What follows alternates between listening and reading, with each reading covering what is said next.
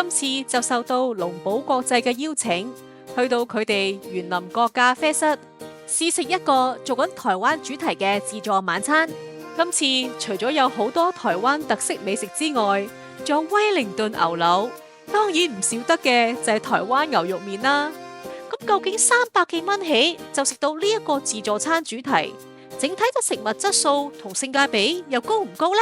我哋今集一齊去睇清楚啊 ！Let's go！ 如果你對酒店自助餐分析都有興趣嘅話，就記得訂閱我啦。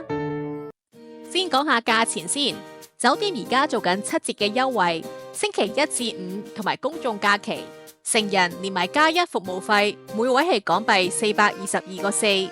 3至10歲嘅小童同埋65歲以上嘅長者就係每位342個4。餐廳亦都會接受1人訂位，人數係10人以上就要收取500蚊嘅按金。訂位嘅方法可以參考熒幕。週末嘅收費雖然貴啲，但係食物大致上係冇咩分別。不過餐廳喺7月至8月推出暑期限定優惠，逢星期6日嘅晚市自助餐，每位客人都會獲贈一盒蟹肉素翅灌湯餃。其實平日同週末嘅價錢相差唔係好大。如果想試埋暑期限定嘅蟹肉素翅灌湯餃，我會建議星期6日夜晚嚟會更加抵。酒店亦都有同第三方平台合作，可以比較下唔同嘅平台優惠先再作決定。訂位嘅連結我會放喺資訊欄。循例睇埋 OpenRice 嘅食評先。雖然按讚嘅數目就唔算特別多，但係唔少食客都認為呢一度嘅價格係相當親民 ，CP 值係唔錯嘅。餐廳而家做緊個寶島盛宴主題嘅自助晚餐，供應嘅時間係每晚6點至9點鐘，食足3個鐘頭。俾個餐牌大家參考下。餐廳係有提供泊車嘅優惠，而港鐵站嘅位置就近住附近嘅佐敦站 C2 出口同埋柯士甸站嘅 F 出口，行過嚟都係幾分鐘嘅啫。詳細嘅交通同埋泊車嘅資訊，我會喺片尾同大家分享。酒店同香港童軍總會都係位於同一個大樓，沿住大堂嘅特色樓梯上1層，或者喺龍寶國際嘅大堂搭 lift 去到 UG 層，就會去到今日嘅自助餐廳園林角咖啡室。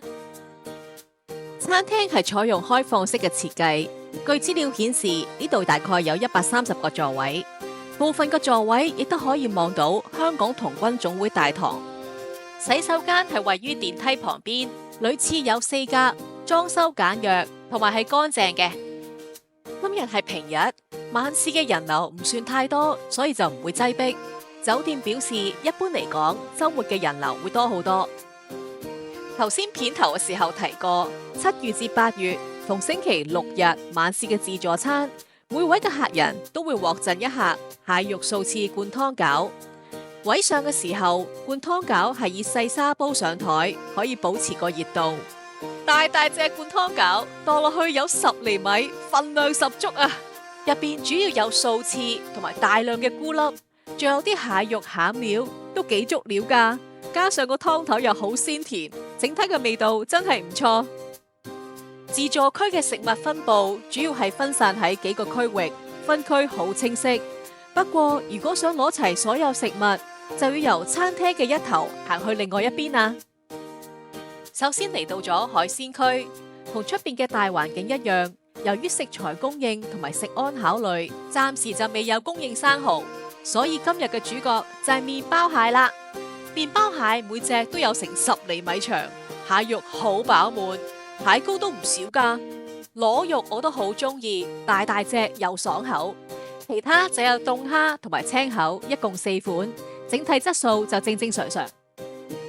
正喺凍海鮮旁邊嘅就係刺身區，今晚有5款刺身，包括有三文魚、吞拿魚、油甘魚、希靈魚同八爪魚，全部都係師傅即切。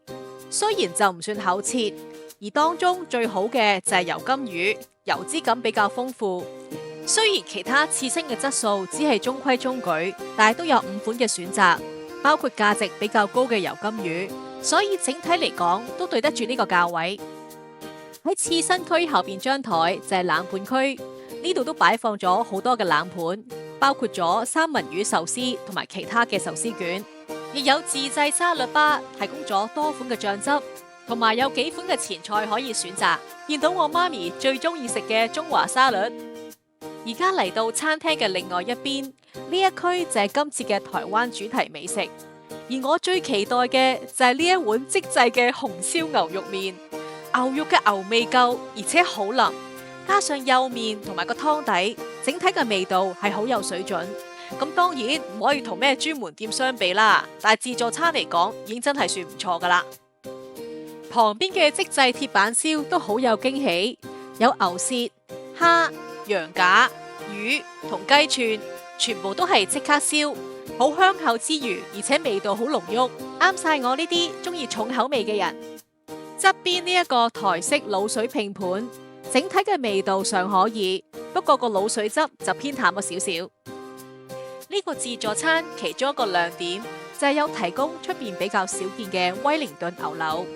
牛柳嘅熟成度適中，外層包住菇蓉同埋火腿，再加上薄身嘅酥皮，食落去嘅時候唔會有成口麵粉嘅感覺。牛柳比我預期之中嫩滑好多，係我近期食過最好食嘅威靈頓牛柳。醬汁就會用個火爐仔興住，防止上面有衣，都做得好細心。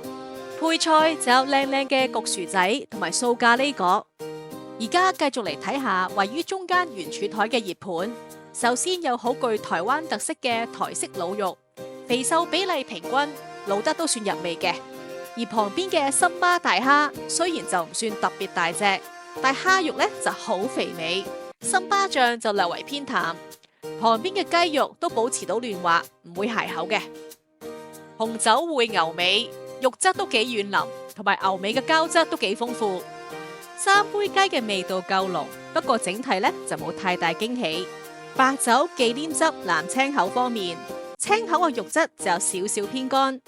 辣酒煮螺好細心咁樣附埋竹籤，螺帶有淡淡嘅酒香同埋微辣。XO 醬炒四寶菜，調味就比較輕。今日嘅中式燉湯就係南北杏茶樹菇煲豬糖排，味道都係夠濃嘅。而西湯就係意大利蔬菜湯，味道就反而好濃郁。我自己今次就比較中意西湯啦。行到圓台嘅另外一邊，呢度有台式香腸，食落去都幾 juicy， 口感唔錯。呢度嘅豬腳薑都幾有名噶，豬腳炆得幾入味。不過如果可以加翻啲蛋呢，就更加完美啦。至於香檳忌廉焗魚柳，我就聽到隔籬台不停咁讚佢好食。其餘嘅就有菠蘿雞絲炒飯同埋泰式豬頸肉。其實熱盤區嘅選擇都幾多元化，當中即製嘅食物幾有亮點。今晚嘅甜品區就有個 Mövenpick 雪糕專櫃，提供咗5款嘅口味，而呢個價位嚟講，我都覺得好有誠意。旁邊仲有個懷舊嘅棉花糖機，可以請職員即場製作。仲見到有爆谷機，又有懷舊啫喱杯，整體增加咗唔少懷舊嘅氣氛。甜品區都有唔少台灣嘅特色甜品，包括甜度適中嘅芋圓紅豆沙、木桶豆腐花、長條形嘅鳳梨酥同埋古早蛋糕。不過相比起傳統嘅做法，呢度嘅蛋糕就鬆軟咗少少。仲有以蒟蒻製作嘅甜品，口感煙韌，外形好可愛嘅就係榛子伯爵慕斯，口感好輕盈，空氣感十足。而我自己就比較喜歡燉蛋白，我覺得真係幾香滑嘅。其餘嘅就有白朱古力慕斯芝麻蛋糕、雜果忌廉蛋糕，同埋表面香脆嘅蘋果金寶甜品等等。最埋邊就有3款切件嘅水果，同埋一啲比較普通嘅餐包。不過勝在就係個翻熱機。甜品區我就幾中意佢有5款嘅 Mövenpick 雪糕，同埋有啲懷舊嘅甜品。但係整體嚟講都唔係今晚嘅亮點。可以留意翻，酒店係冇提供免費生日蛋糕俾慶祝生日嘅客人。不過每一次惠顧自助餐都會有一張酒店蛋糕85折嘅優惠券。酒店嘅蛋糕即場喺自助餐度食，可以豁免服務費。蛋糕嘅價錢可以參考熒幕。靠近窗邊嘅位置就係飲品區，呢度有提供多種罐裝汽水可以任飲。亦都有幾款嘅果汁，整體嘅甜度都唔會太高。另外，亦都有即製咖啡機同埋茶可以選擇。好啦，食物嘅介紹就到呢一度。如果以300幾蚊起就食到酒店嘅自助晚餐嚟講，我覺得整體嘅性價比係唔錯嘅。雖然食物嘅選擇唔算話好多，但係幾款嘅特色菜式都令我印象好深刻，好似有威靈頓牛柳、台灣紅燒牛肉麵、麵包蟹，仲有5款嘅 Mövenpick 雪糕。如果係7月同8月逢星期6日嚟食夜晚自助餐嘅話，仲會額外送一下高質嘅蟹肉素翅灌湯餃，咁就更加抵食啦。餐廳收碟嘅速度係超快，令到成個食飯嘅過程更加舒服。酒店嘅位置亦都好近港鐵佐敦站同埋屯馬線嘅柯士甸站，去高鐵西九龍站好方便。無論係家庭聚餐或者朋友聚會，我都覺得係一個唔錯嘅選擇。如果係揸車嚟嘅話，離開之前記得請職員喺單嗰度揼個印，因為酒店係有提供泊車嘅優惠，消費滿港幣800蚊就可以有1架車3小時嘅免費停車，消費滿1500蚊就可以有2架車。去到大堂嘅停車場收費處就可以領取優惠，對面亦都有電梯可以直接通去停車場，真係非常之方便啊！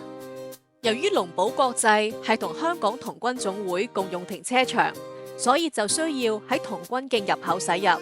到咗麗澤中學之後就轉左，就可以見到停車場。如果係選擇乘搭港鐵嘅話，就可以喺佐敦站 C2 出口離開，上到地面就往佐敦中心方向直行。到咗柯士甸道之後就轉右，行幾分鐘就見到今日嘅目的地龍堡國際。如果係乘搭屯馬線，就可以喺柯士甸站 F 出口離開，跟住1號出口行到盡頭就可以上到地面，然後柯士甸道轉左，行幾分鐘亦都可以到達酒店。好啦，今集嘅分享就到呢一度，再一次多謝龍堡國際嘅邀請同埋當晚團隊嘅招待。如果你都對酒店嘅自助餐分析有興趣，記得訂閱、按讚、分享同留言啦！我哋下次見，多謝晒。